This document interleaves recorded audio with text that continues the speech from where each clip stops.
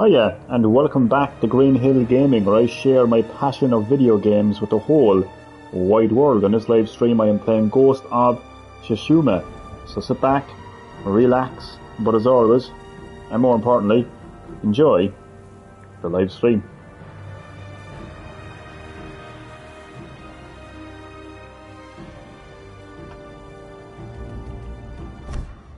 Earlier today I actually defeated the Khan.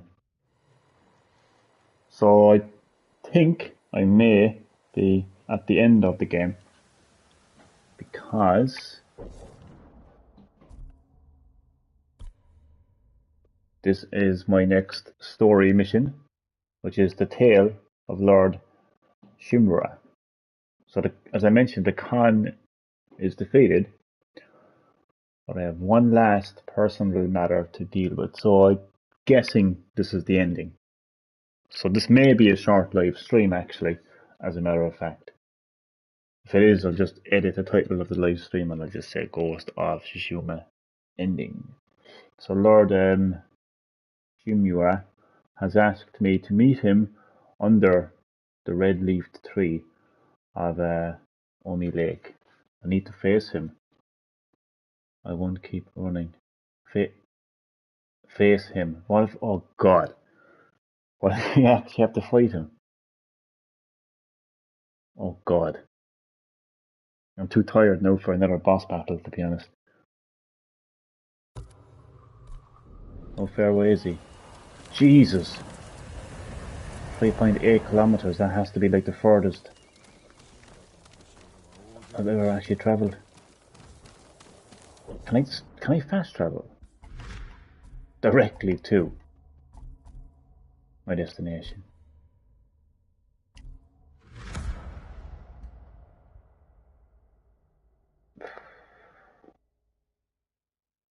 Nope.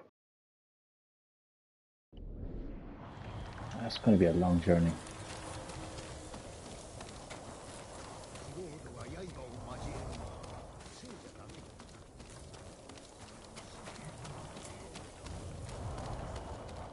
Which way is it? This way.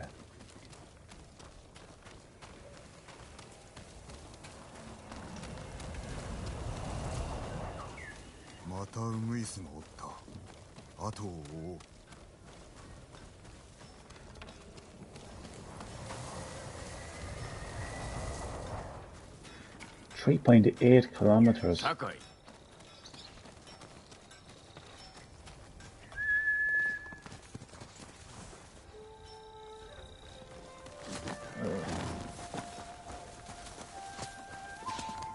I really enjoyed the boss battle against the Khan. He had multiple stages, and really enjoyed that.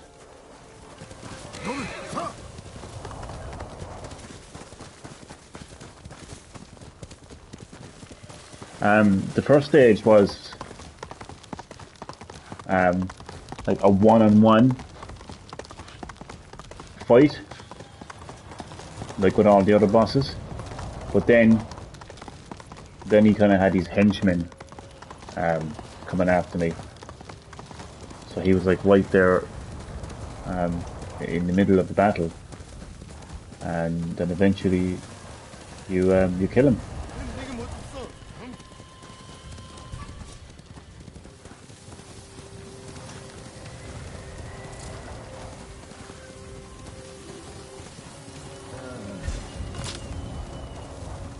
Also, I've done absolutely no side stuff, and I'm happy with that.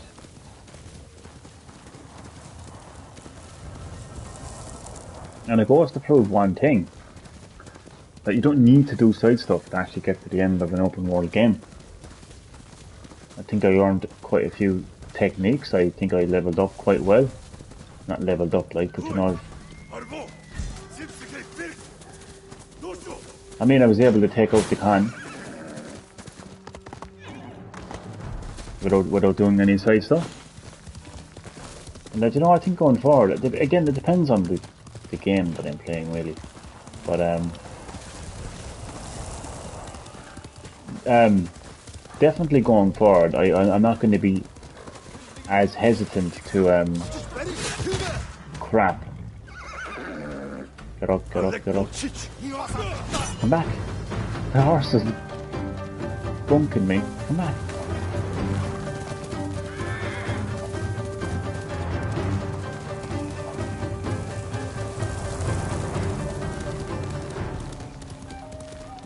Like, I think the next game now that I'm gonna take that approach in is actually Xenoblade Chronicles 3. I think I'm just gonna focus on story quests in that game.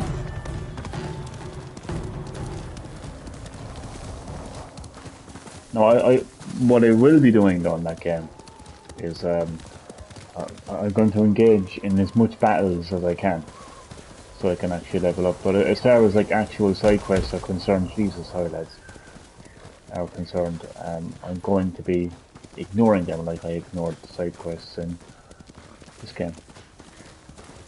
The main reason really why I actually ignored side stuff in this game is because it's a PS Plus extra game, and that list like gets updated, you know, monthly, and it could easily get removed actually from the service at any time. So there's a lot of games on that list, and I just want to kind of move on to the next game, you know. So yeah.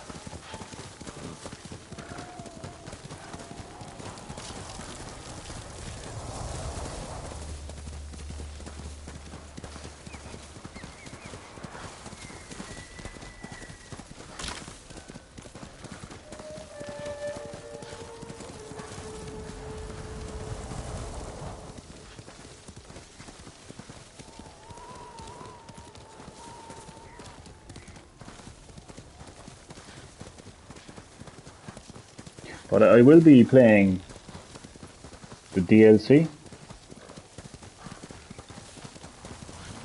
I forget what it's called. It's on a different island, isn't it? You go to a different island, and I believe it's a continuation of the story. No, because this is a director's cut, I suppose what I didn't see it on the menu. I didn't see the DLC on the menu, so I'm guessing because if it's director's cut, it'll probably just probably they give you an option like to play it after you complete the main story, or else it'll just continue.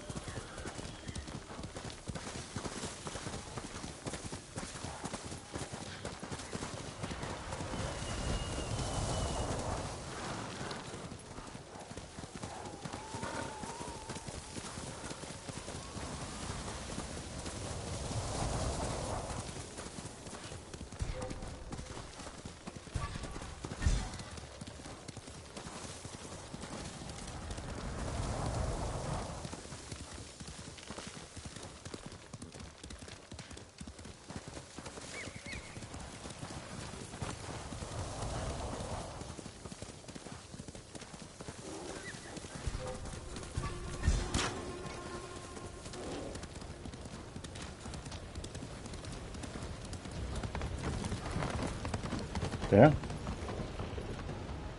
There's normally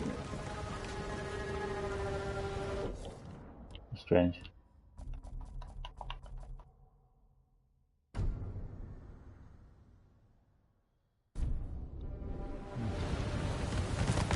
Oh no, never mind. I was going to say there's normally haptic feedback when you're crossing that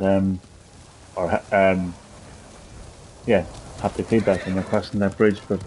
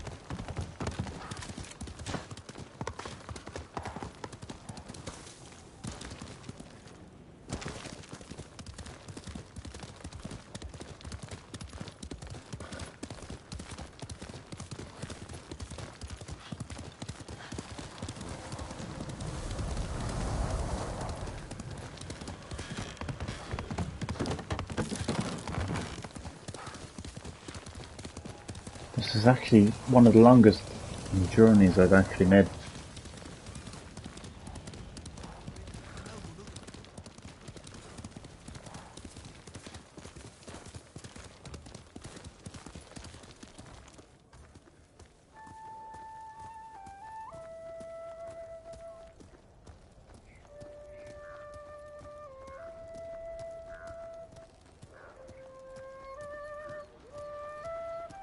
Just noticing the hoof prints for the first time.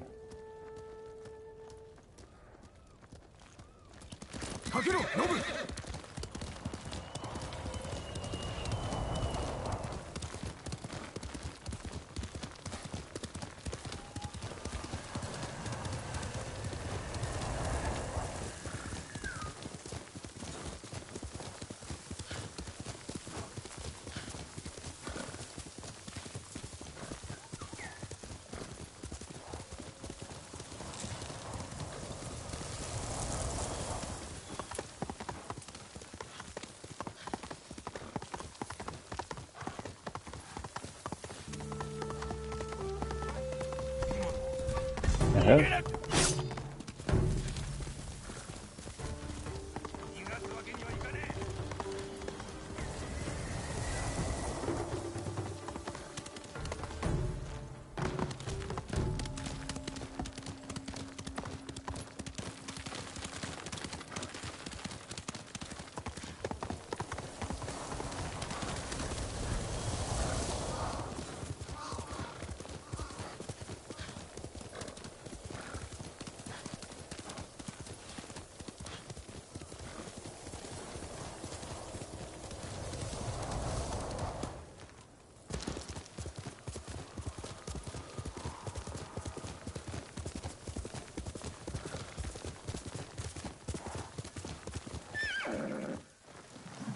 Oh, I don't know. Something tells me I'm gonna have to fight him. 叔父上はまだか。船着き場で待とう。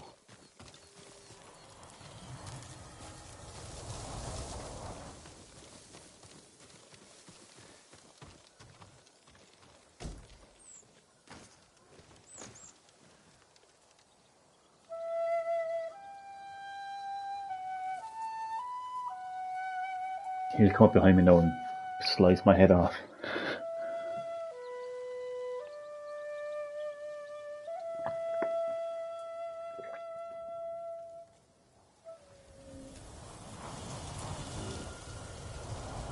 There he is.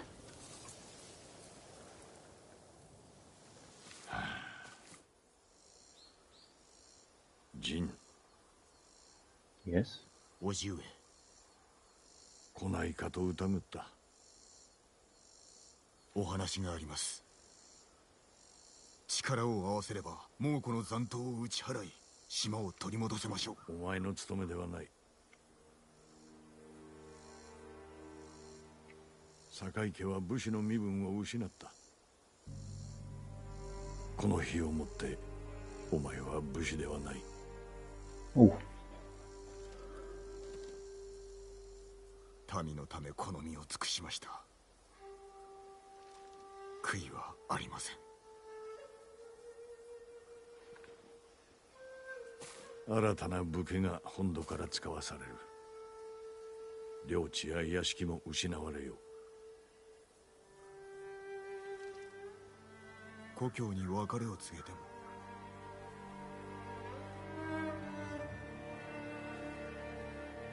ついてまいれ。Well, that's a pretty shitty reward for his hard work. He has to leave his home, and he's no longer a samurai.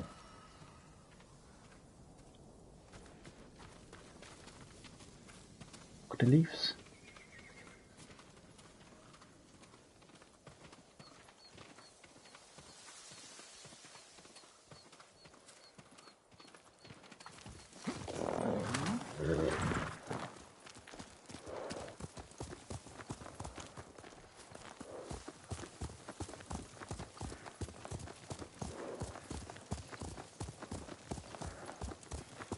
変わらず地頭を務めるのですか。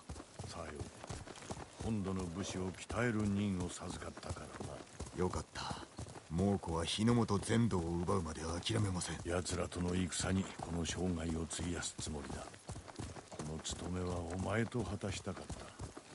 父と子として。それより後妻をめとって家族を作られては。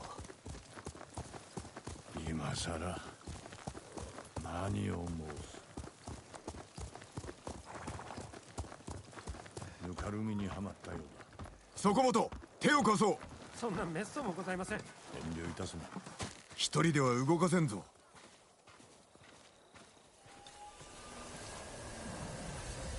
ありがとうございます。見た目より泥が深くて。大きい荷だな。行き先は上学へクロード様の税がいるので。税がおるのか。ご存じない。近々大風を味方に海を渡り原国を焼き尽くすそうです。それは大層な話だ。この荷は全て食べ物です。せめてと思って。まずは泥から出さねばな。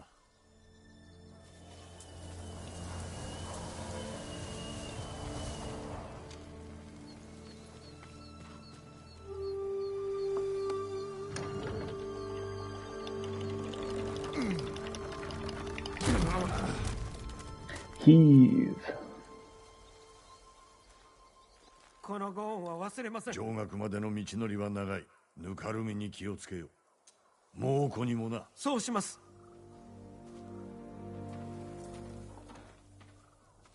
あやつの話を信じてはなりません。今はよせ。ついておく。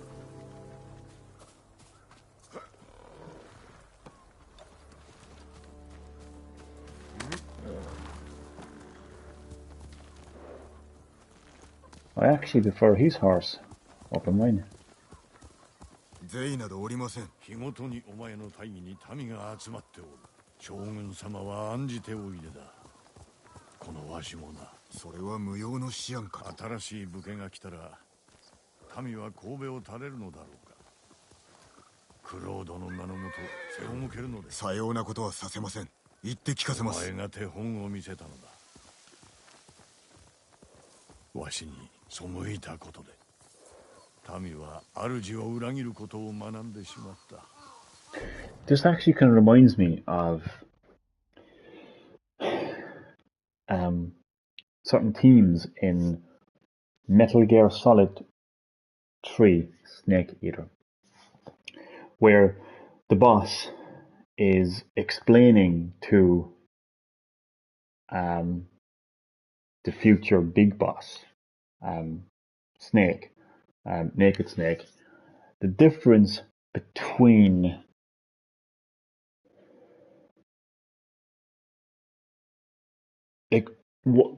explaining what it means to be a soldier, which is complete loyalty to the mission.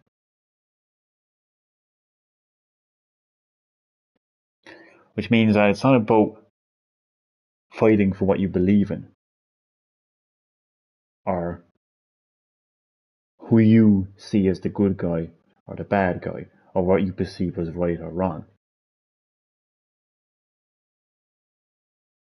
That it's the bad person is who the authority says is the bad person, and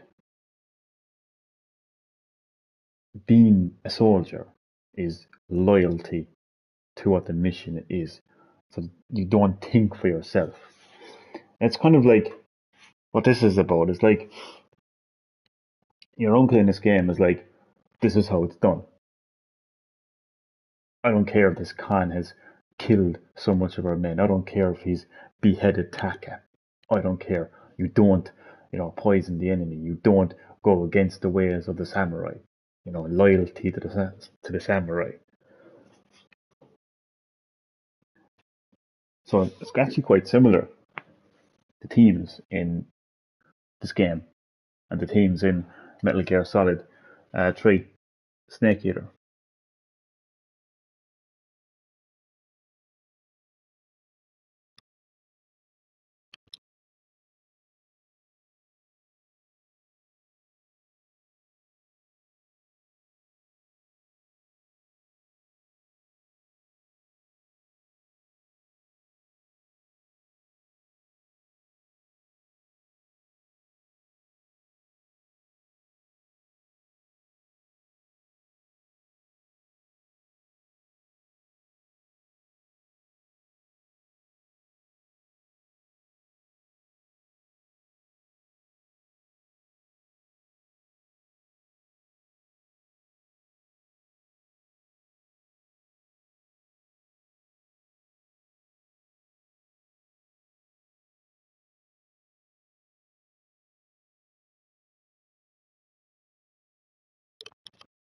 So very similar themes between Metal Gear Solid 3 Snake Eater and Ghost of Tsushima when it comes to the conflicting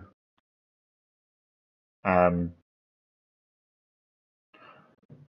mindset of the main character in Metal Gear Solid 3 Snake Eater and the main character in Ghost of Tsushima. That they both have this conflicting mindset. Like being a soldier in Metal Gear Solid 3 and being a samurai in Ghost of Tsushima versus, you know, fighting for yourself, you know, fighting for what you believe is right. That's kind of what it's like. I think Jin is fighting for what he believes is right, regardless of the way of the samurai, regardless of what, you know, his uncle has been taught for generations and what was passed down to him and what he passing on to Jin. So yeah, interesting themes. お前もいつの日か背を刺されるとは思わんのか。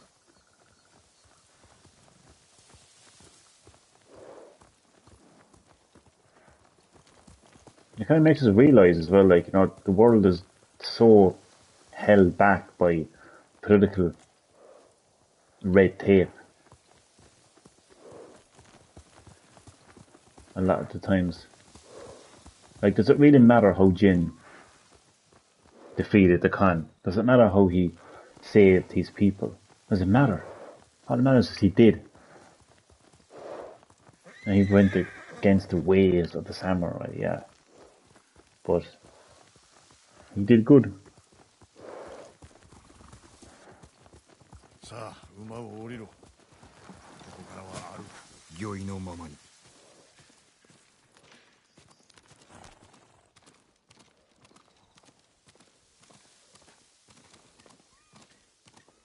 I honestly think that this is actually one of the most beautiful looking open world games I've actually played. And I've played a lot of open world games. I feel some open world games, the greenery, do you know what I mean? The nature. I just feel like sometimes like the colors just feel so artificial. Obviously, like it is an artificial video game, but you know what I mean. I just feel like this world just feels like the most natural open world game that I've actually ever had the pleasure of playing. And this is a PS4 game, like essentially. Like I know it's, you know, the PS5 version, but it's still like, you know what I mean. What I'm saying is like you could imagine the sequel, you know, on PS5. Oh my god, like. 坂井家の先祖7代がここに眠っておる。お前の母もな。父上も。手を合わせてやらんとな。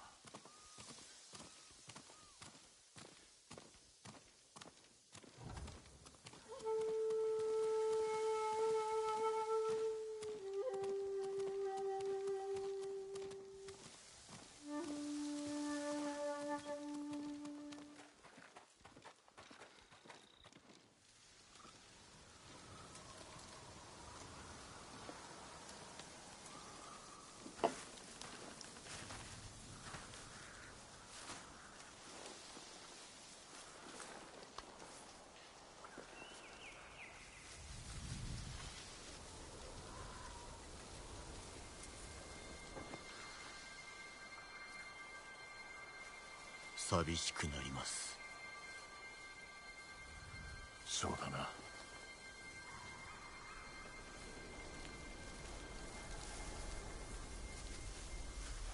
お前は謀反人になった。Oh god, I knew it. 私を切れと。I knew it. クロードは罪人だ。武士に逆らうよう民をそそのかし。己を守るためです。毒でか。もうこの手に渡ったのだぞ。あのままでは民を犬死にさせていました。誉れを捨てたな。誉れが何だとおっしゃる。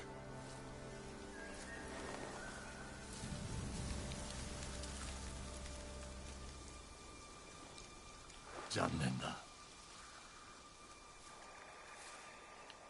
You know, earlier how I mentioned the similarities between Metal Gear Solid 3 Snake Eater and Ghost of Tsushima. Well, I am getting some big Metal Gear Solid 3 vibes right now. This reminds me of the battle between Big Boss and Snake in so many ways. So many ways. 志村の家を途絶えさせるわけにはいかん。新たな子を迎える。この首を見 It's about loyalty. It's about loyalty. It's about loyalty to the samurai. Loyalty to the ways of the samurai. You don't question it. You just do as you're told. You know, it's loyalty to the end. Loyalty to the way of the samurai. Loyalty to the, to family. And Jin's conflicting views of that loyalty. He felt like a lot of that loyalty was holding him back from actually doing what needed to be done, like defeating Khan, freeing his people, saving his family. And it's very similar to Metal Gear Solid 3 because, like, the boss wanted to basically, or the Snake, wanted to survive his ordeal, prevent a nuclear disaster during the Cold War. But eventually he had a kind of lesson on loyalty from the boss, his mentor, the person who taught him everything, taught him like that you can't be taught how to be a soldier, because being a soldier is basically being loyal to the mission. And just, there's so many themes there that I won't go too in depth with, but it's very similar to Metal Gear Solid 3, and I like that. その首は我が戒めだ。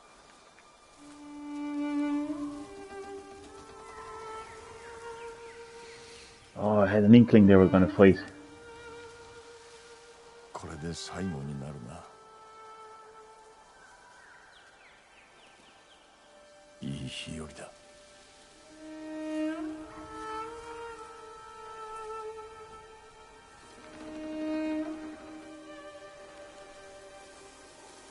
受け取れ。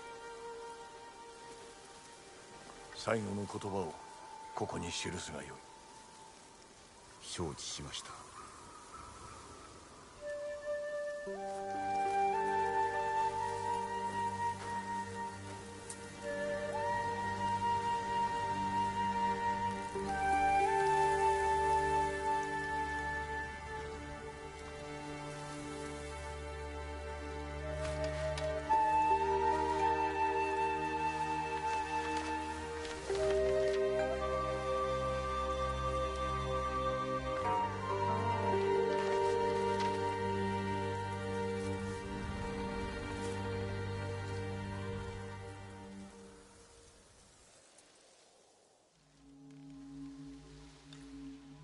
Oh, they don't fight. Okay.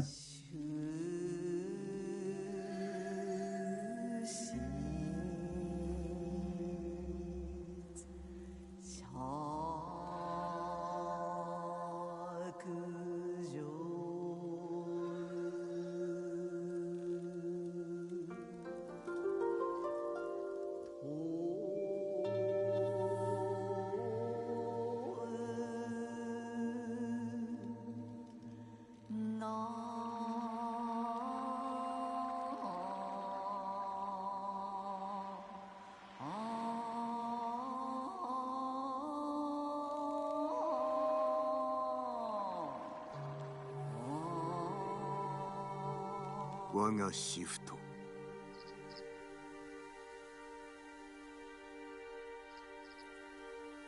切れたる綱と知ればこそ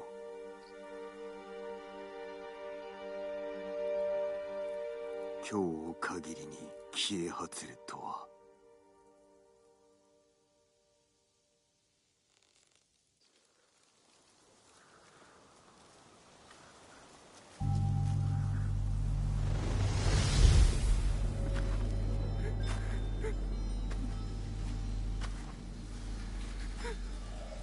父も母も見ておるぞ。はい、叔父上。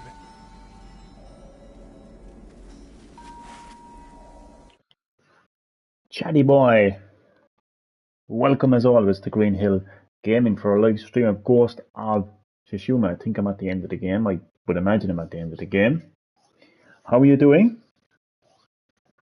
How did everything go with your situation, Chatty? Hope all went well there. Thanks, Chad. It's been a lot of fun. Everyone hating the GTA leaks. So-called leaks. There's been GTA 6 leaks for years now, Chad.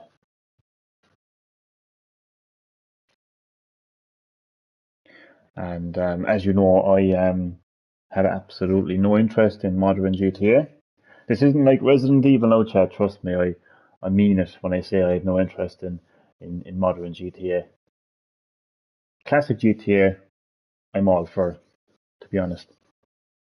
But modern GTA, not interested the slightest. But yeah, I'm aware of the so-called GTA 6 leaks, the latest so-called GTA 6 leaks. Either way, that game is years and years and years off anyway, so I think people shouldn't be getting too excited. It's Sunday, of course, not open. Oh, yeah, sorry, got mixed up. I don't know why. I thought that was Monday. But hopefully now tomorrow you will get things sorted there, man. 鍛えてやる。坂井家でも古今無類の武者へとな。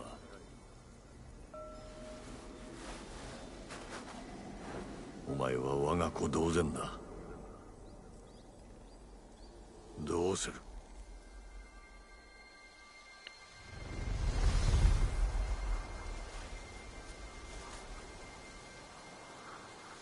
やります。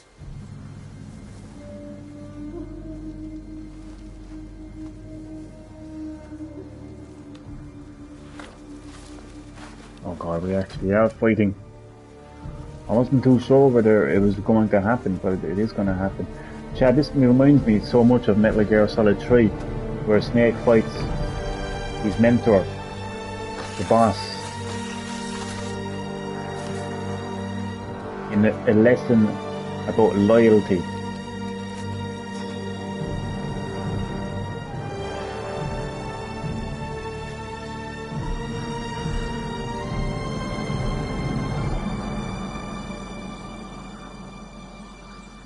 Oh my god, we're actually going to fight. 焦げ地に背くわけにはいかん。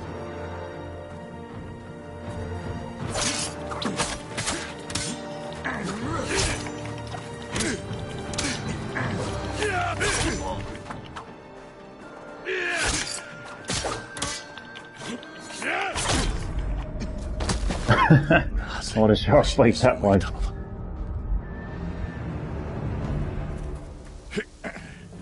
焦げ地に背くわけにはいかん。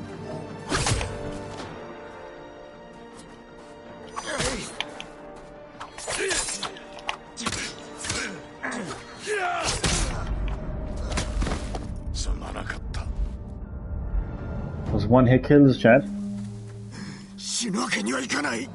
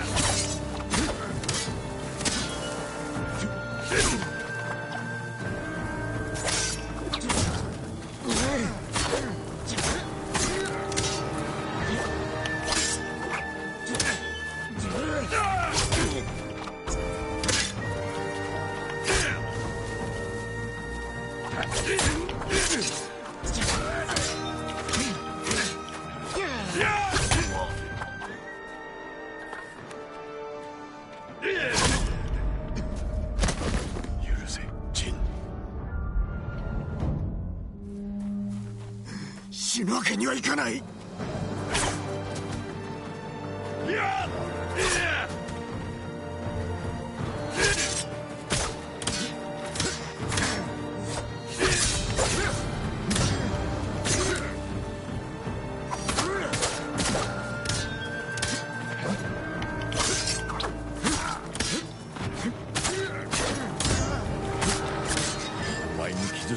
仮面は二度と戻らぬ。私を切れば傷は増す一方。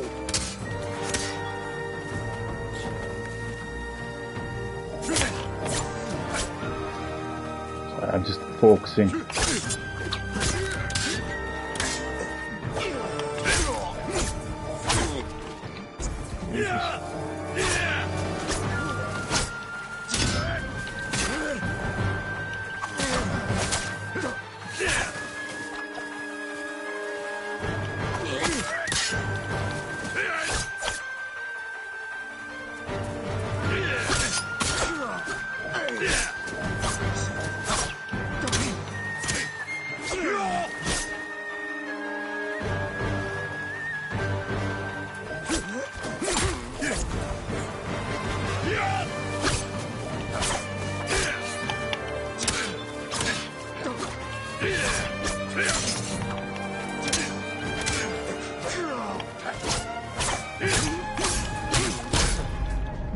So fast. なぜわしに背いたのだ。死ぬわけにはいかない。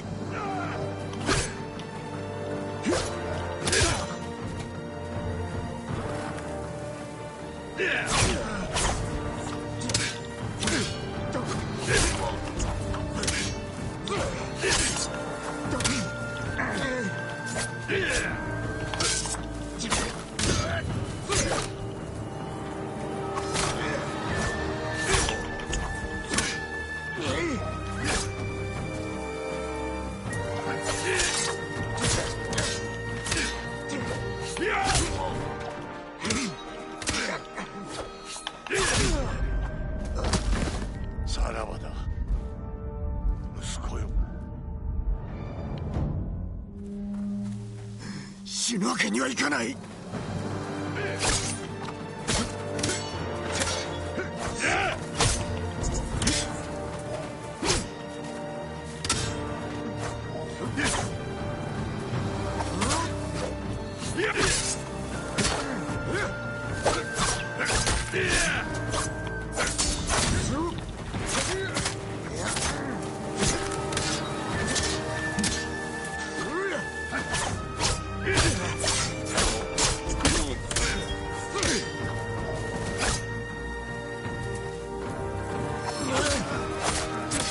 お前に傷つけられた仮面は二度と戻らぬ。私を切れば傷は増す一方。叔父上お許しください。Oh, for God's sake. こうするほかはなかった。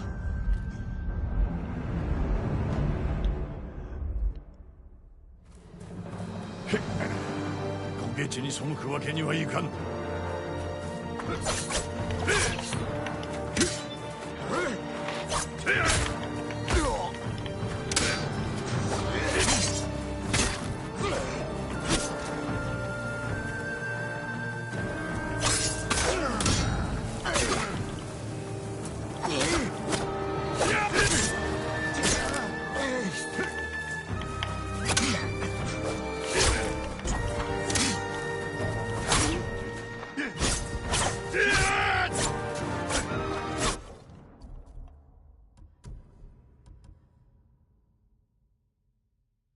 You can't use your other armor.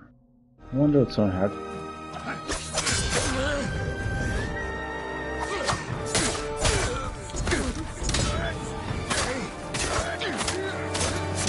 お前に傷つけられた仮面は二度と戻らぬ。私を切れば傷は増す一方。叔父上お許しください。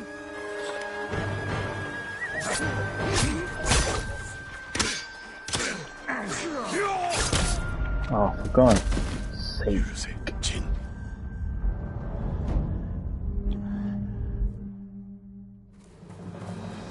死ぬわけにはいかない。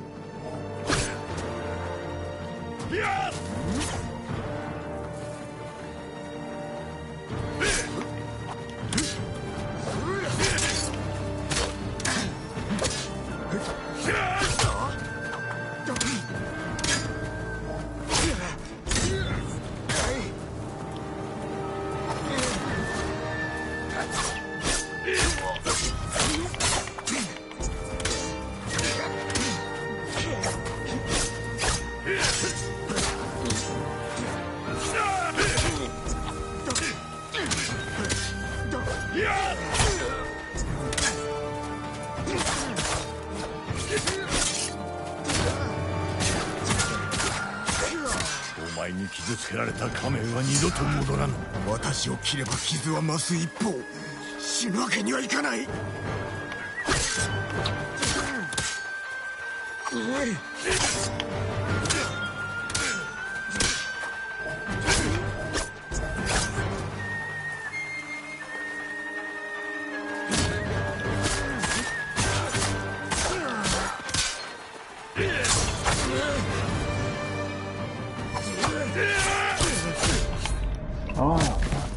なぜわしに背いたのだ。 Thanks, Chad.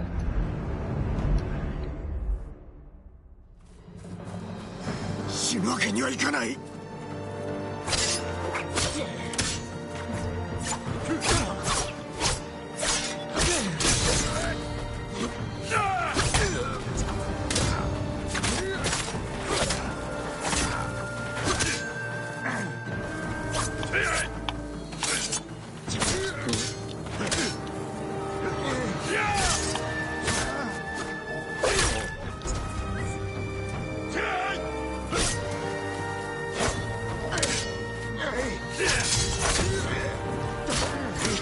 お前に傷つけられた仮面は二度と戻らぬ。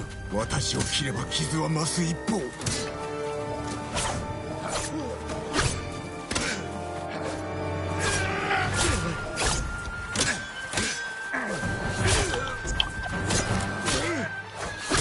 What the fuck?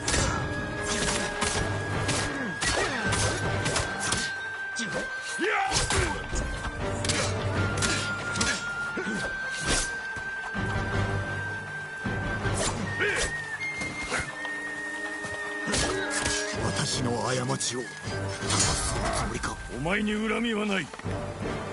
これはわしへの戒めだ。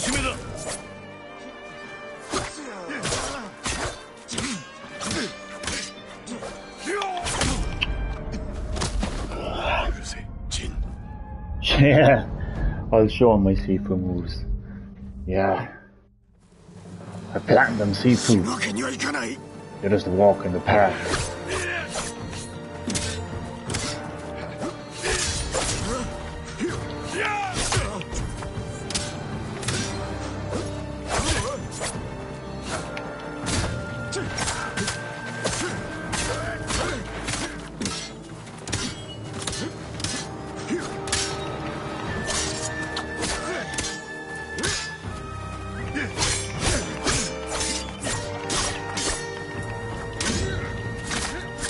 お前に傷つけられた仮面は二度と戻らぬ。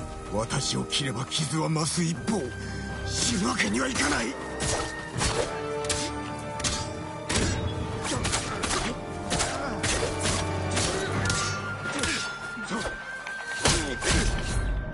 Oh, you bastard! 許せ、ジン。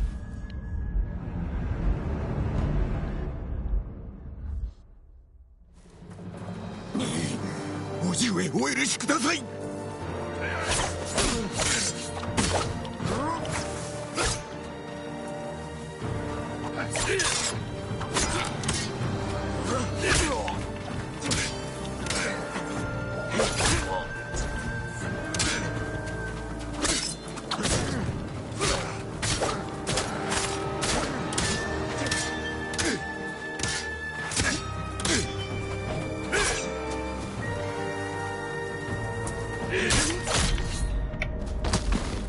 なぜわしに背いたのだ。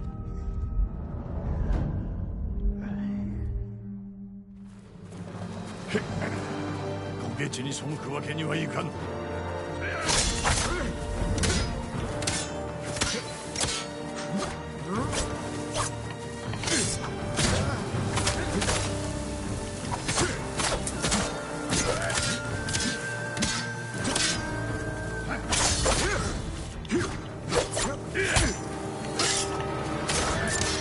お前に傷つけられた仮面は二度と戻らぬ。私を切れば傷は増す一方、死ぬわけにはいかない。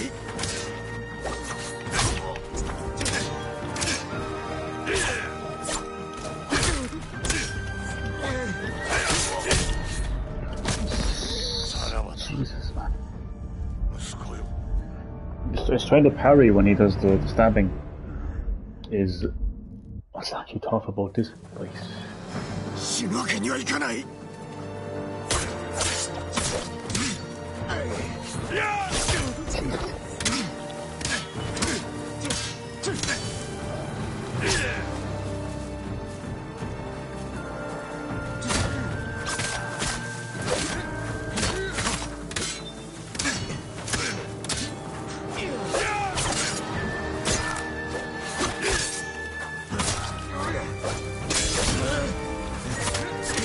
お前に傷つけられた仮面は二度と戻らぬ。私を切れば傷は増す一方、死ぬわけにはいかない。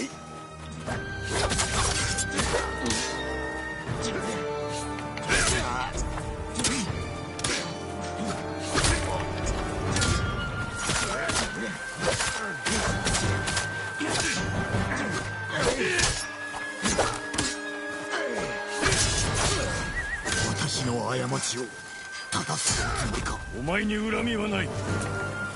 これはわしへの戒めだ。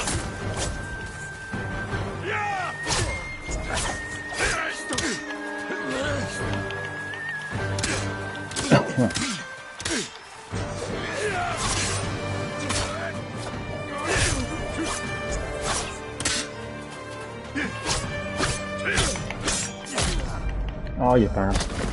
なぜわしに背いたのだ。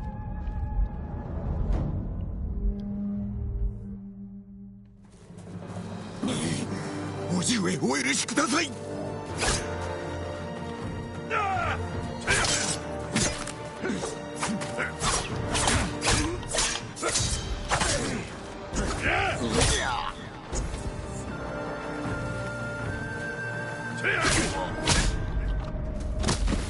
許せ、ジン。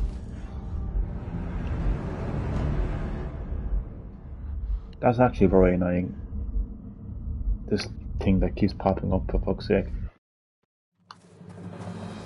死ぬわけにはいかない。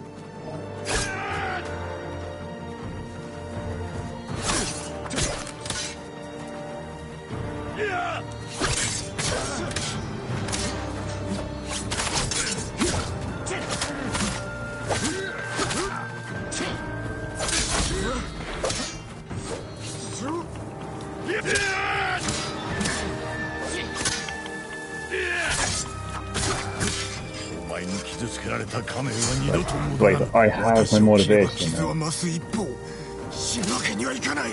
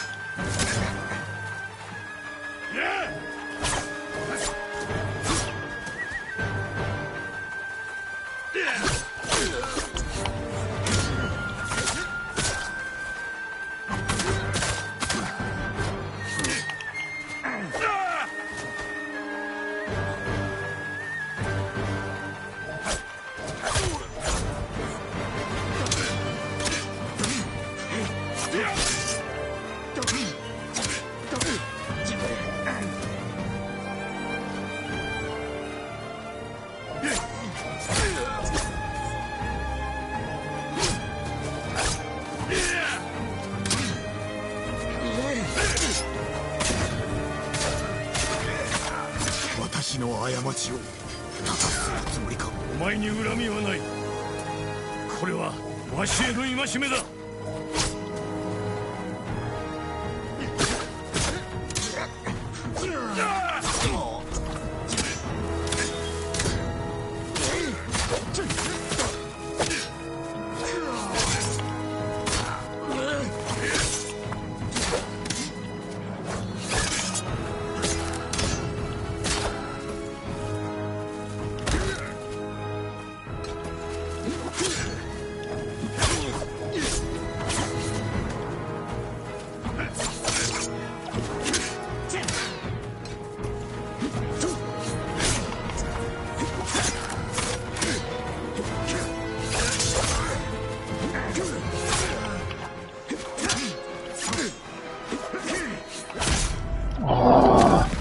さらばだ。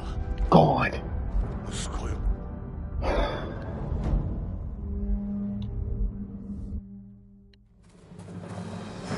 死ぬわけにはいかない。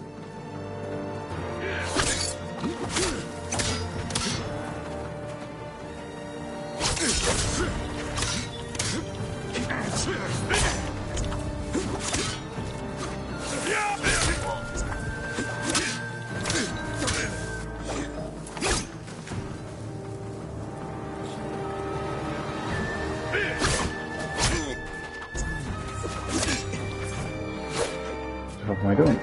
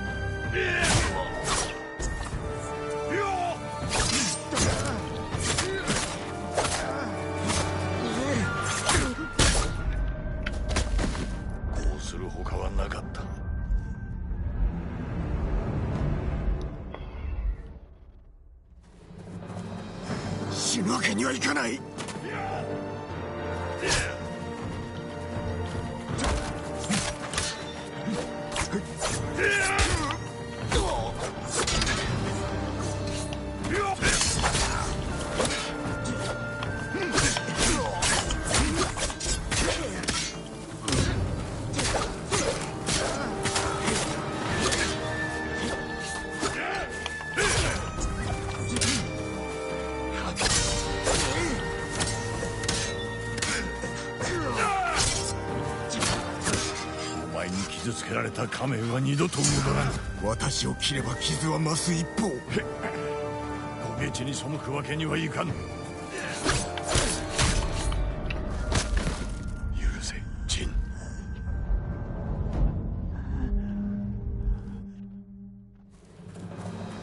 死ぬわけにはいかない。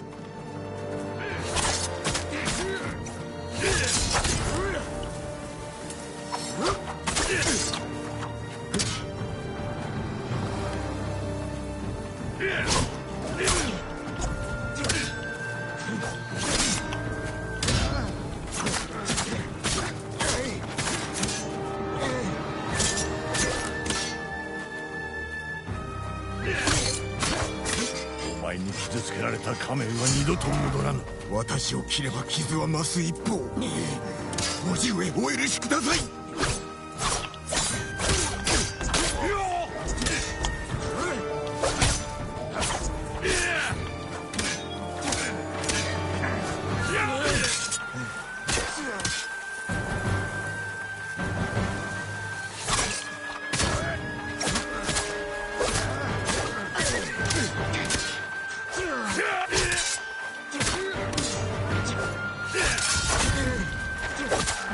私の過ちを正すつもりか。お前に恨みはない。これはわしへの戒めだ。こ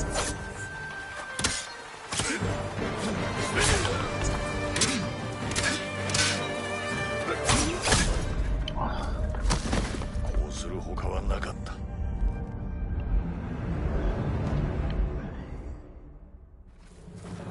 焦げ地に背くわけにはいかぬ。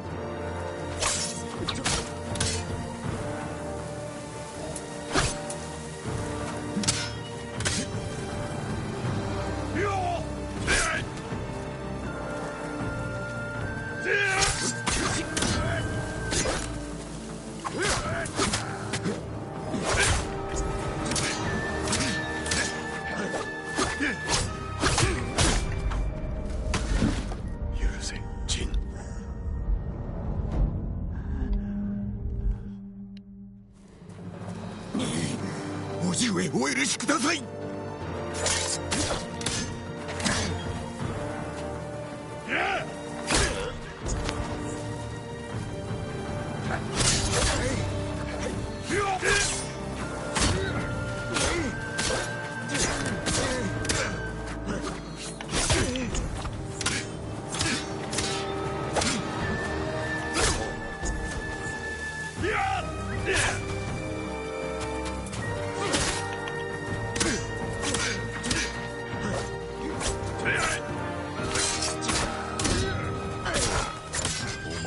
つけられた仮面は二度と戻らぬ。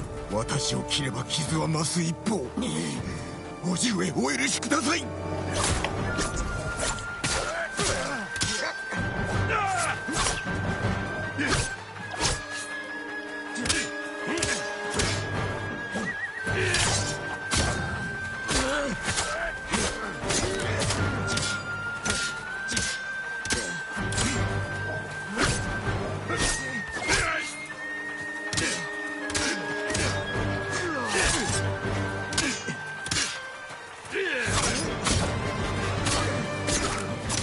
私の過ちを正すおつもりか。お前に恨みはない。これはわしへの戒めだ。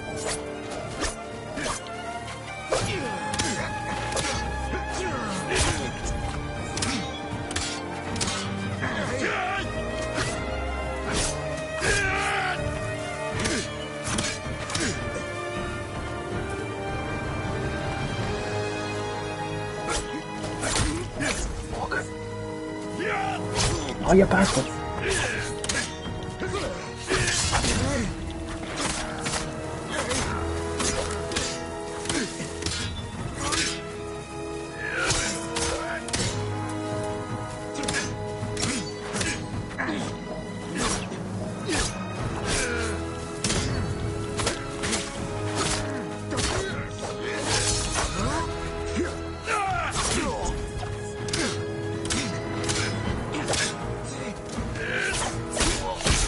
What? こうするほかはなかった。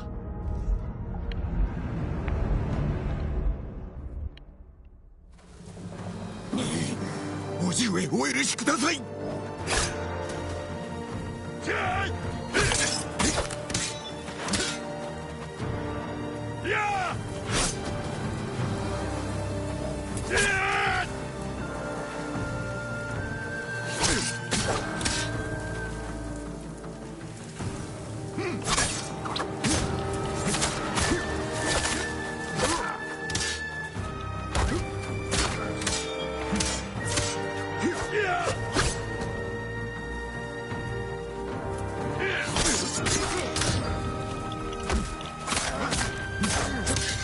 お前に傷つけられた仮面は二度と戻らぬ。私を切れば傷は増す一方、死ぬわけにはいかない。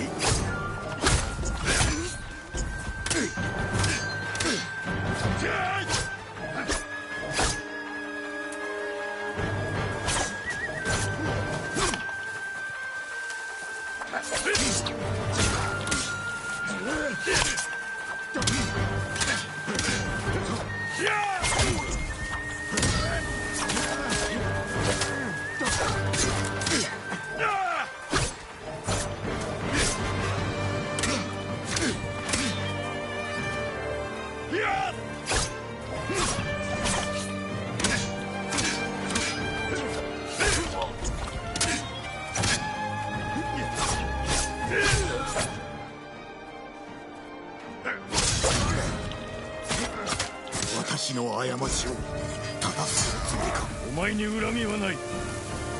これはわしへの戒めだ。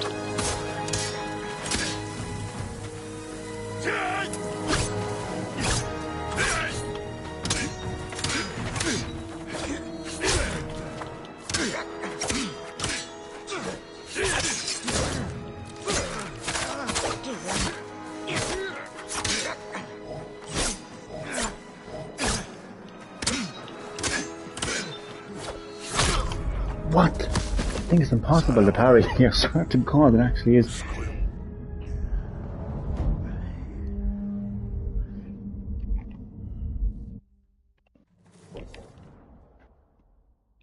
Fortnite new season copied the Splatoon ability. What ability? Oh, I wouldn't know anything about Fortnite, no, to be honest. 死ぬわけにはいかない。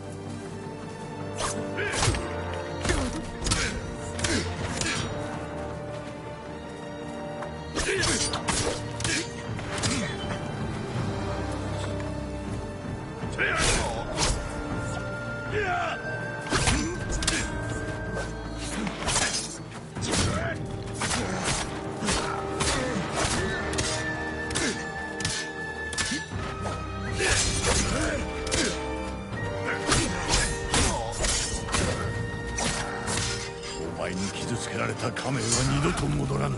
私を切れば傷は増す一方。逃げ地にさせるわけにはいかん。こ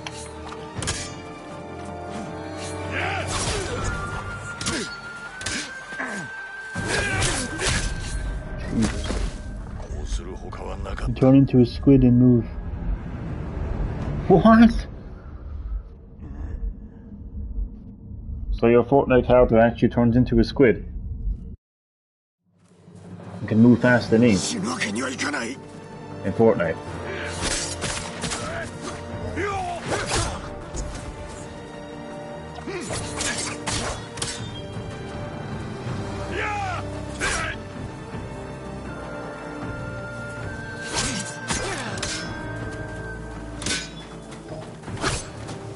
Fortnite, they're getting desperate.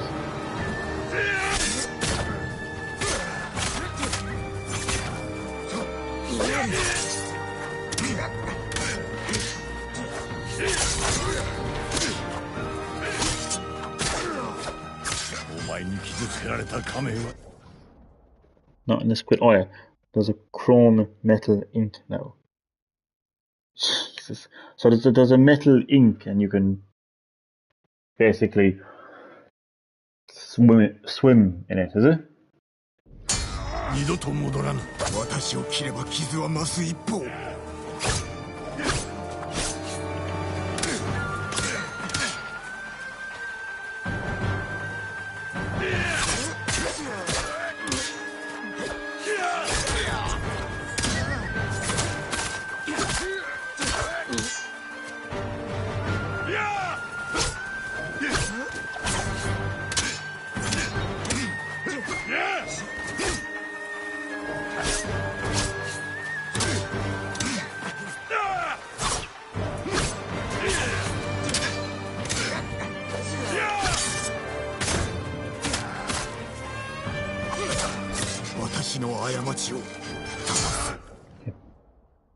Damn, Fortnite be getting so desperate. Copying Splatoon. お前に恨みはない。これはわしへの戒めだ。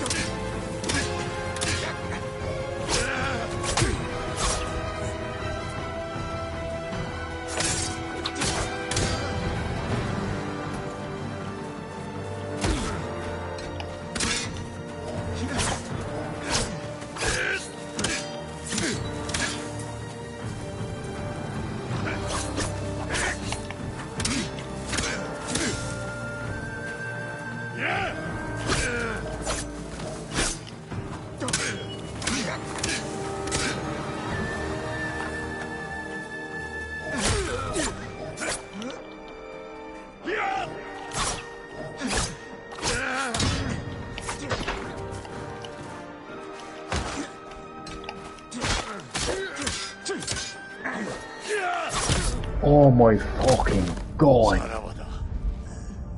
息子よ。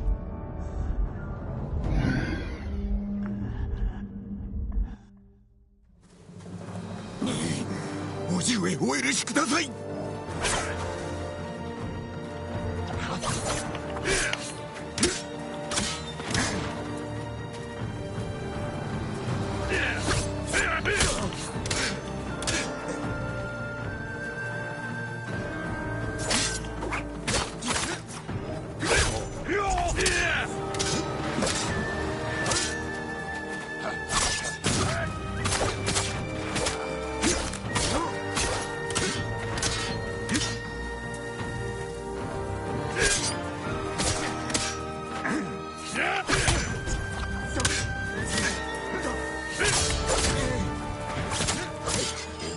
傷つけられた仮面は二度と戻らぬ。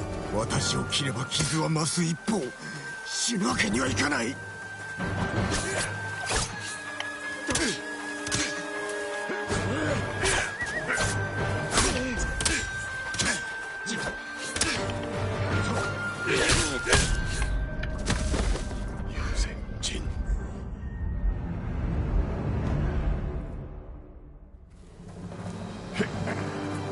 ケチに背くわけにはいかん。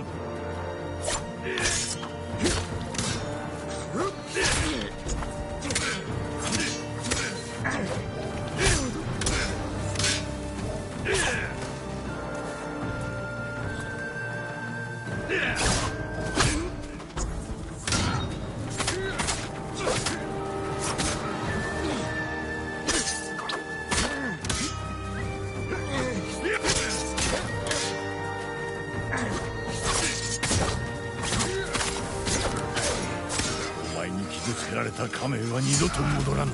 私を切れば傷は増す一方。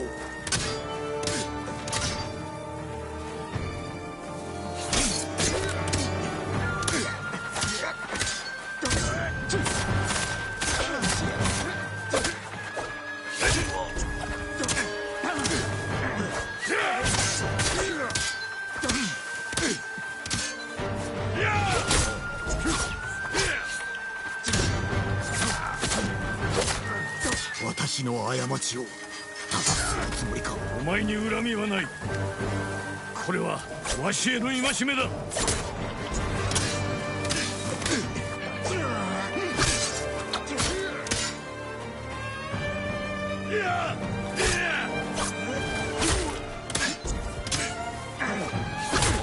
What the fuck?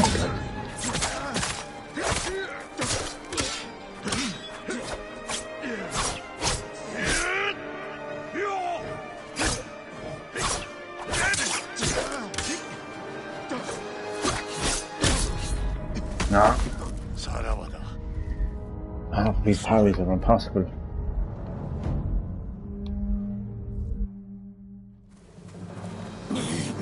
叔父上お許しください。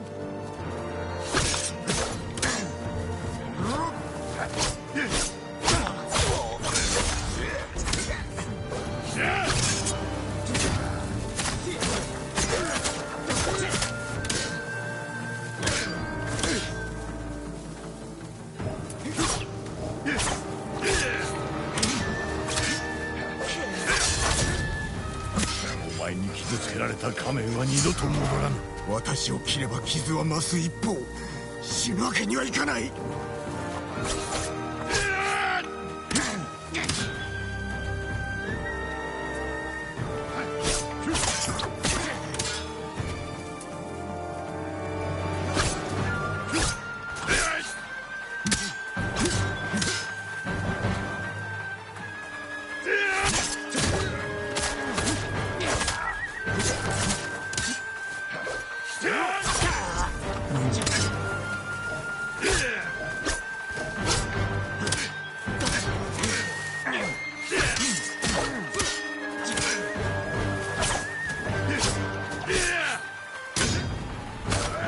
私の過ちを正すつもりか。お前に恨みはない。これはわしへの戒めだ。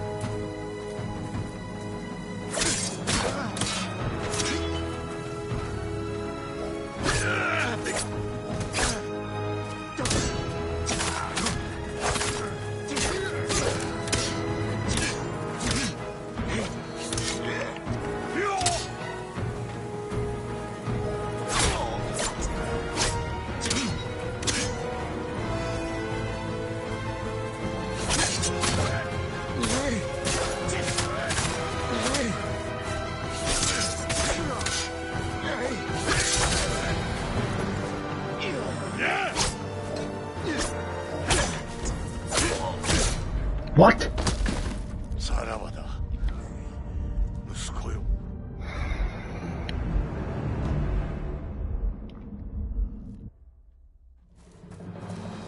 死死ぬわけにはいかない。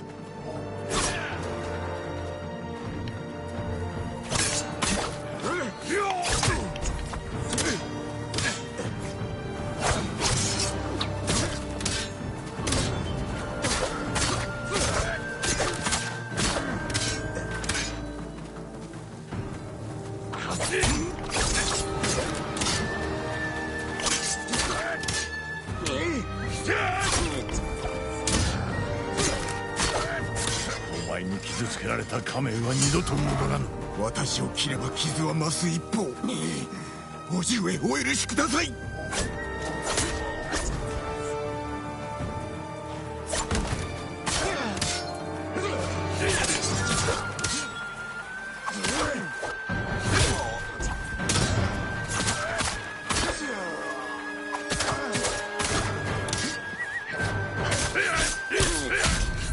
Oh, Jesus Christ. なぜわしに背いたのだ。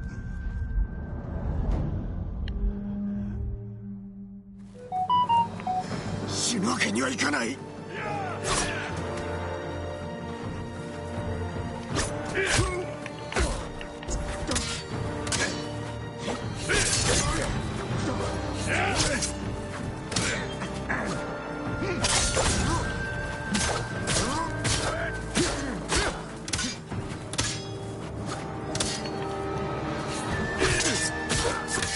お前に傷つけられた仮面は二度と戻らぬ。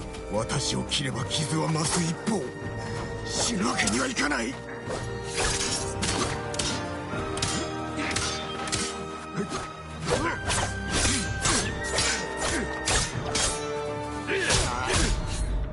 Oh, my なぜわし God. に I 背 got い to た sleep. のだ。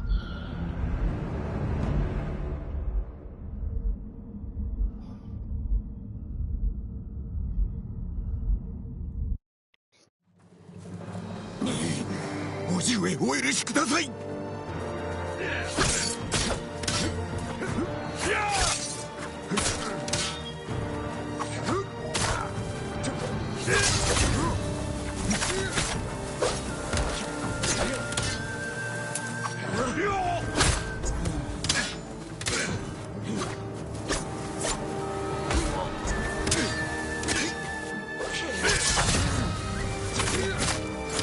お前に傷つけられた仮面は二度と戻らぬ。私を切れば傷は増す一方。死ぬわけにはいかない。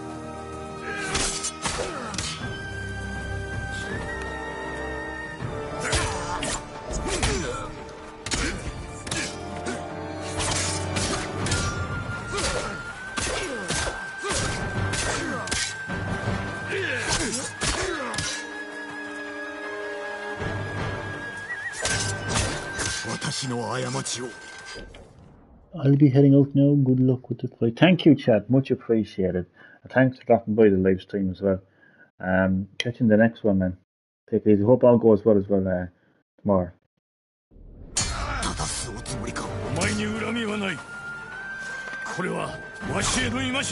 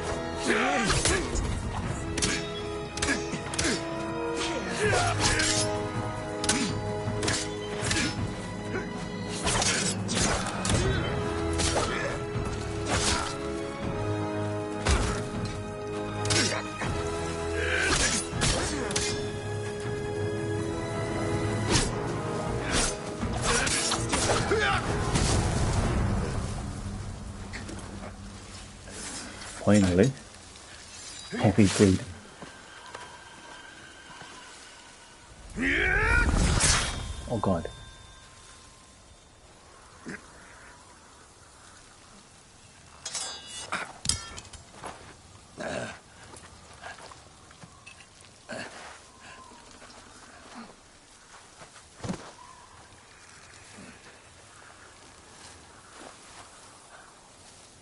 まである。最後を遂げたい。Ah, fuck off. Honor his wish for death. Oh, that's crazy. Well, I'm going to teach Uncle that life is not about honor and loyalty and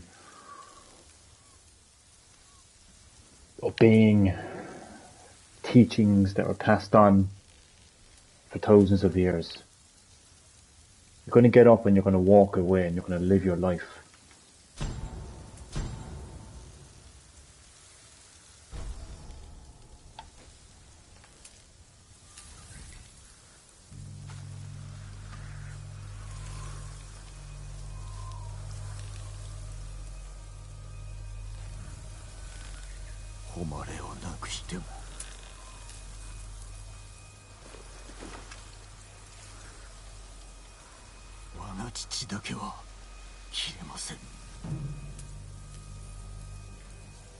これから先、罪人として追われることになるぞ。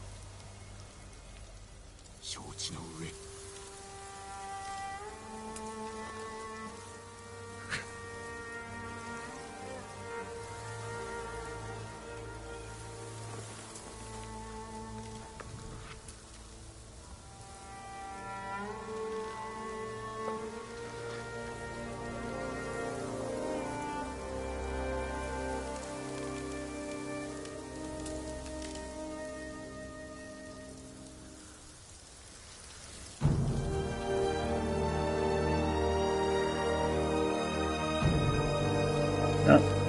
He will learn a lesson,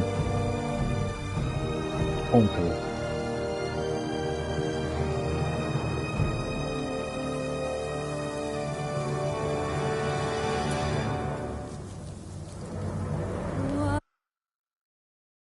Leave the past behind and accept the burden of your new mantle.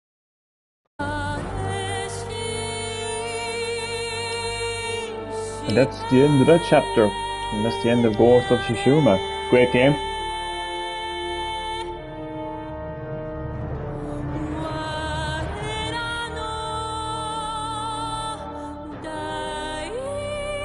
Story was well written, well put together. Like, you literally start off the game by saving your uncle, and you end the game by fighting him, and he's asking you to kill him. Like, you actually start off the game and your character is feeling bad because you couldn't save your uncle, just like you couldn't save your father. So you're like one of the earliest kind of parts of the story is a series of missions involving you actually recruiting allies to actually save your uncle. So you go into, this castle, save your uncle, and then you're like trying to kind of, work with him and get more allies to take back your castle that the Khan has, in which you do. But as you go along with those missions, you start to stray away from the way of the samurai, from the honor of the samurai, by assassinations and poisoning and stuff, which dishonors your uncle. And before you know it, you're basically parting ways with him to the point where the samurai are attacking you. It's mental, like. Then you eventually defeat Khan.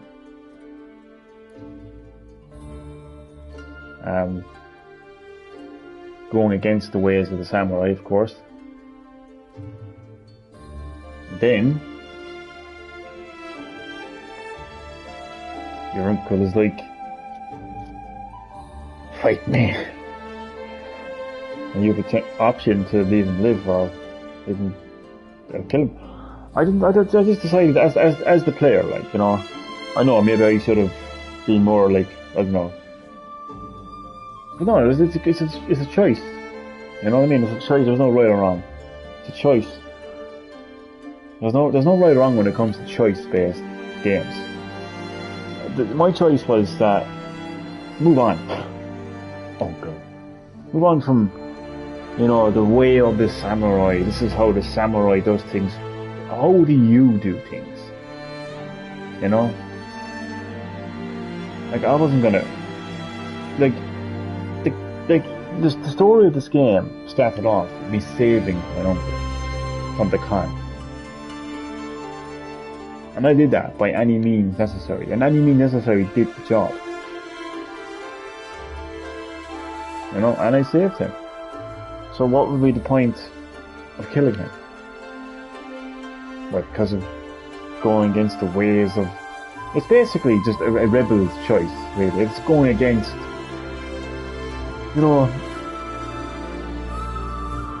just... authority. Pen and paper. Doing things my own way, basically. So I let him live. And, I left that lesson with him. Maybe he will eventually realise that the world is not about pen and paper and regulations and honour and law and whatever else. It's just about doing what's best for you, what's best for the situation, what's best for family. In memory of the fallen souls that gave their lives in the Battle of Tsushima.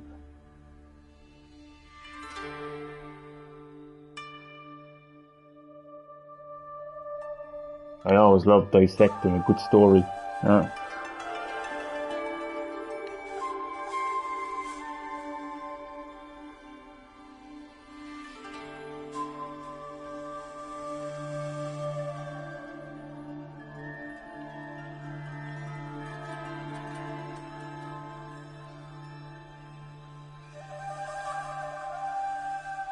Yeah, I think what the choice really came down to at the end of the day, and the character Jin himself said it, like, I wasn't going to kill my own family.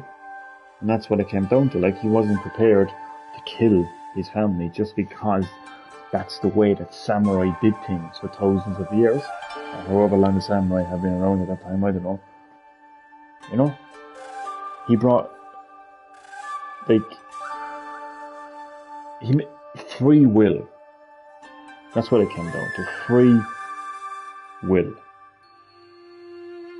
He made an independent decision based off humanity. He didn't look at tradition and all of that. He went against it.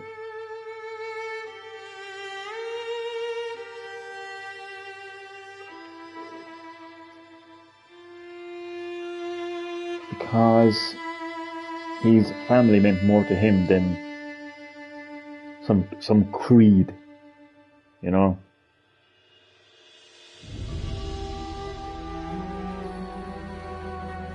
Like, so what if it's against the way of the samurai to assassinate your enemy? They're still an enemy, they're still posing a threat, to my homeland, to my family. And any means necessary to defeat them.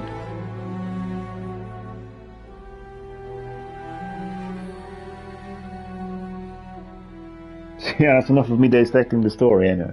Now, it was a good story, as I said, like, I thought it was really, really well put together. Like, thought the pace of the missions were well put together as well. Like, there's a big emphasis on kind of like recruiting. Like, you're basically kind of going out there trying to get allies, try to get them on your side, trying to find a mutual agreement,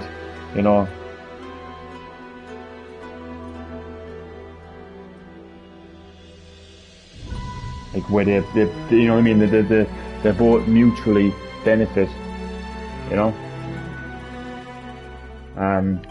You do, again, as I said, you do that at the start of the game when you're trying to kind of recruit allies to save your uncle, and then you do it again, even further when you're trying to take back your castle. And then once you take back your castle, I think you basically try to kind of fight the Khan again. But he actually captures you. Yeah, he captures you. And Taka kills Taka. And then that's when you start kind of going against the ways of the samurai. And then you're cast out from the samurai eventually. And you're going back into kind of recruiting more allies.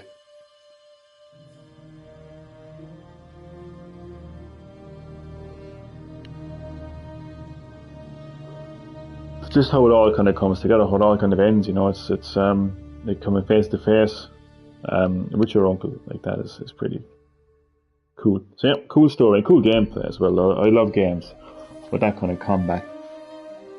You know, just kind of getting stuck in and all different types of ways to approach the battle as well. Like, you know, depending on the situation as well. Like the stances, like, you know, so like depending on like if you're fighting an enemy with a shield or a lance or swords or whatever else, just kind of switching it up, like, you know. Yeah, there's lots to choose from, lots of items to choose from as well. Like, you know, like whether you're using an arrow, explosive arrows, sticky bombs, which I actually loved. So yeah, a lot of depth to the combat, which I like.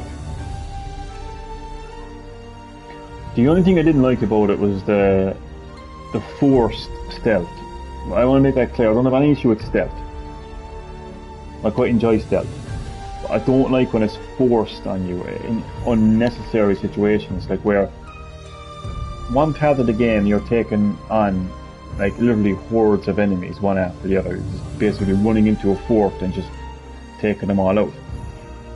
And that's perfectly fine. And then the next minute, you're in a pretty much similar situation, but if you get seen, it says, you've been seen, and you have to start again. So that's the only part of the game I didn't actually like, now, to be honest with you. Other than that, you see, maybe there was a little bit of repetitiveness in some of the missions, in that you were kind of doing the same things. But overall, I really enjoyed it. It is, I mean, it's a quality game to experience on PS Plus Extra, that's for sure. It's happening now.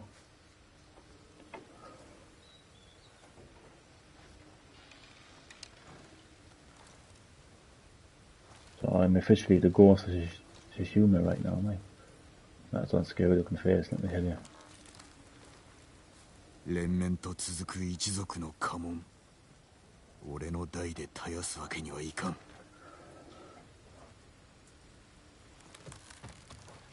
叔父上、お達者でしょうか。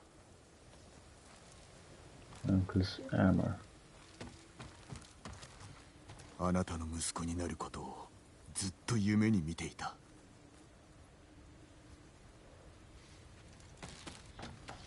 最後まで忠義を尽くしてくれたな。Very, very faithful. ユナの小刀、刃は錆びている。壊れておらぬのが不思議だ。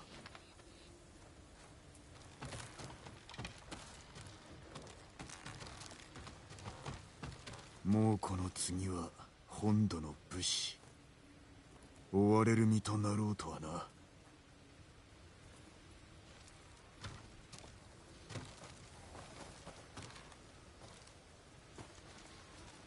この家紋を見て育ってきたのだがな。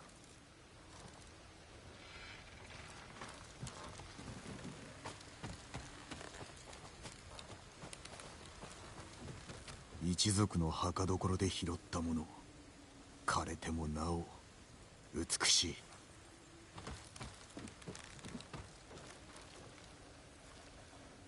ジン、いい隠れ家だね。あんたに合ってる。受け入れねばな。今や堺家は滅び、俺は罪人となった。志村様のこと聞いた。追っ手が来るかな。叔父上ではないが、誰かに追われることになろう。とにかく生きててよかったよ。ハーンを殺して蒙古軍には長がいなくなった。これで本土は安心だ。だが兵は残っておる。島から出られぬ以上土地を奪おうとさらに気負っているはずだ。戦は終わってないんだね。石川先生はまだ弟子を追っかけてる。俺の帰りを心待ちにしていらっしゃるだろうな。政子殿はどこだ？一族の仇を追ってる。手を貸すって言ったら軽く言いなされたよ。お一人では危ういな。探してみよう。ノリオと話したか？まだ人手が足りないって言ってた。ユリの身が気がかりだ。憂いに沈んでおる様子だった。今は誰もが憂えてる。お主とは大綱での用を済まさねばならんな。そうさ、忘れないで。あんたが対馬を守れ。忘れるわけがない。そうだね。これからは二手に分かれようか。猛虎を退けるのも手早く済むだろうからな。また会おう。それまで達者で。ああ、達者でな。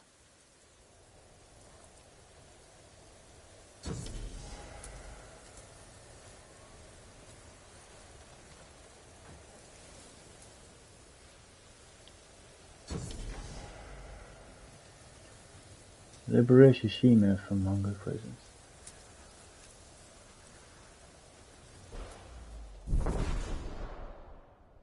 New Game Plus unlocked.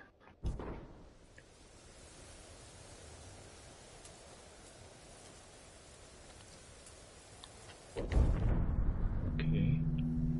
So these are all like ton of side stuff, which I will not be doing. What's the story with the DLC? Does anyone know? That you Lords Tsushima complete. Yeah, does anyone know what the story is with the DLC? Like, I know this is the director's cut and it's supposed to come with it, I think. So anyway, what do you have to purchase it? Because I'll be honest with you, I have not got a clue. It's only given me the options to enter Legends mode, which is the multiplayer mode. I mean, the main story seems to be fully complete, so...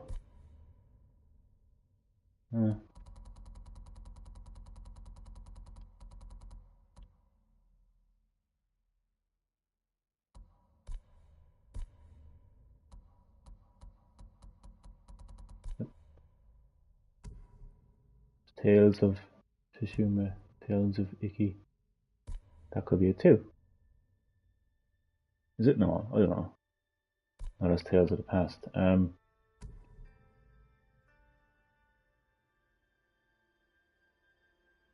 I'm thinking of a different game altogether. What the fuck am I don't know. I'm confused.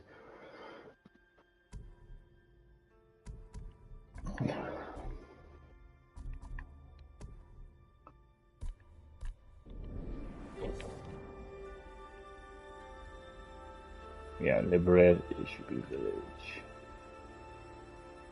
Yeah, I'm not going to be doing any side stuff. But... Oh, there we go. Complete new content unlocked. Complete journey into the past to reach this. No, that's not mine. That's not what I was thinking of. I don't even know, to be honest. The whole entire map is red.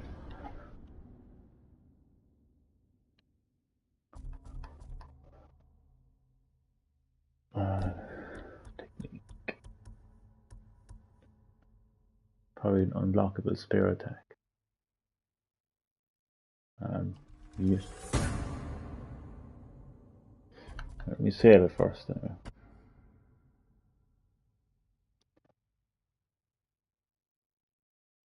And I will rename the live stream ending.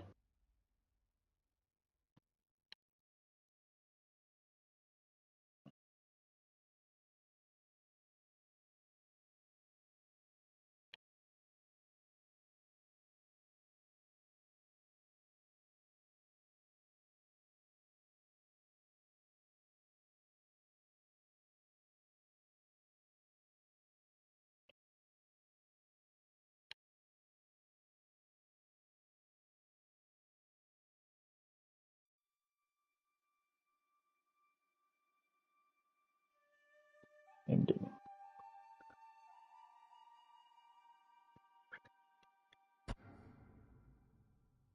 The old school way of saving. Saving twice, just to be sure. So I don't know what the hell is going on with DLC. says continue, new game plus, new game into legends, load game. I'll have to look it up online. I don't know what it's called.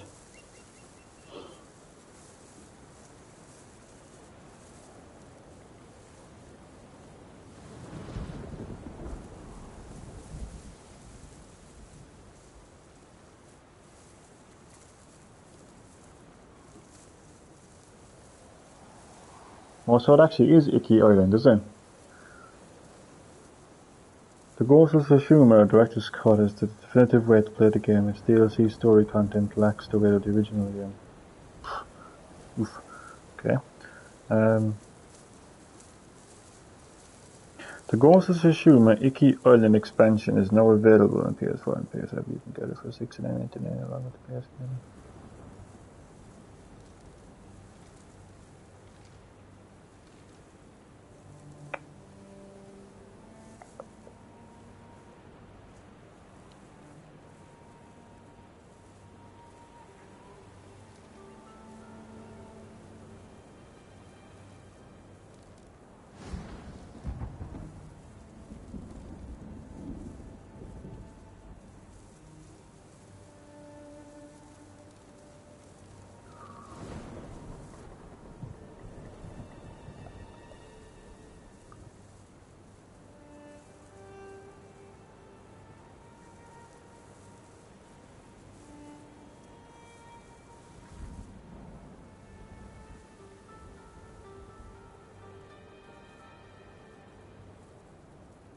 I'm just looking up online because I don't have a clue what's going on.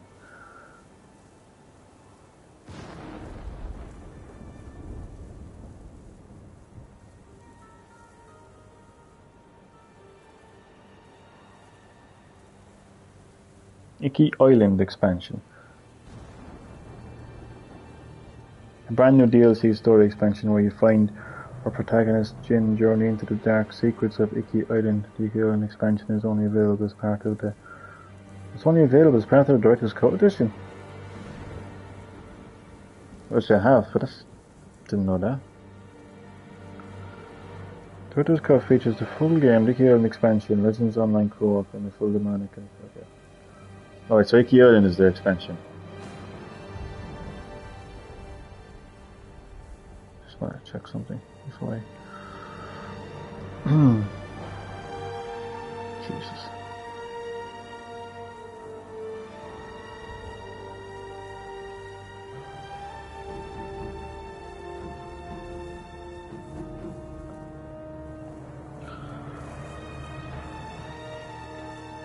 Ghost of Tsushima was an amazing game when it came out a year ago, with a meaty campaign still... I said the exact same thing as IGN, which is rare. The most gorgeous open worlds ever created. I actually believe that. The Iki Island expansion is its first day DLC, which is also included as part of it. It's a brand new story, chapter, side quests, and a hefty heap of new secrets and collectibles.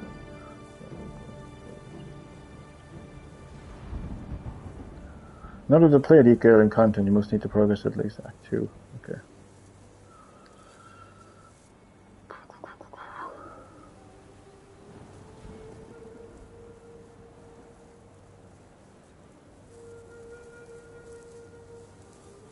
Damn.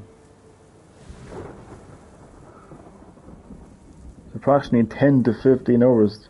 The exact amount of time it will take to complete the Iki Island depends on your approach. Well, my approach anyways is to focus on the story. I don't know though, I might kind of come back to it later though. Like, I feel like I've kind of had my fair share of Ghost of Tsushima now for a while, like. There's a lot of games on PS Plus Extra that I might want to get stuck into. So I think I'll come back for it. But just, it's pretty cool though how it's kind of, I just want to continue there a second. I like though how it's kind of intertwined with everything. So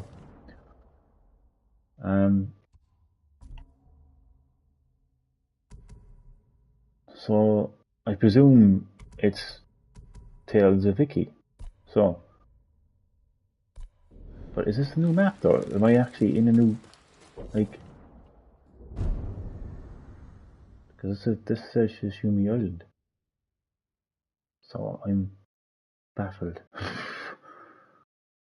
Complete journey into the past. Oh, you have to complete journey into the past. That's the new island over there. Okay. So you go into yeah. I don't know. I mean, 10 to 15 hours to get like this. The game, the base game was. Wait a second now. It says 10 to 15 hours. What the fuck is this? What do we have?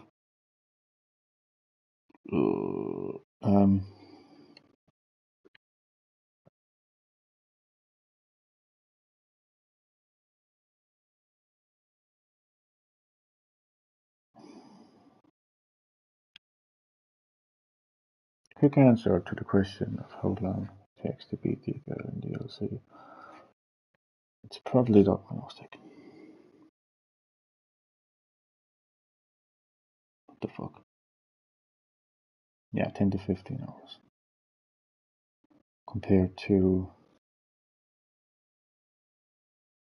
Yeah, I mean, yeah, it's not bad. It's almost half the length. Because the main game is around 25 hours. So 10 to 15 is much shorter than that. Yeah, that's okay. But I don't know though if I just get because I just feel like it's a long enough game. Like there's a lot of games on PS Plus Extra. Like I need to kind of want to experience other games too. So yeah, that is going to do it for the live stream.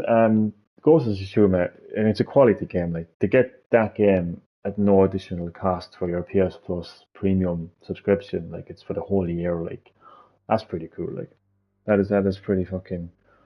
You know, you're getting your value there. Like that's for sure. So yeah, great game, great game, great game. Right. So I'm going to get some sleep now. Thank you for watching, and I will see you next time.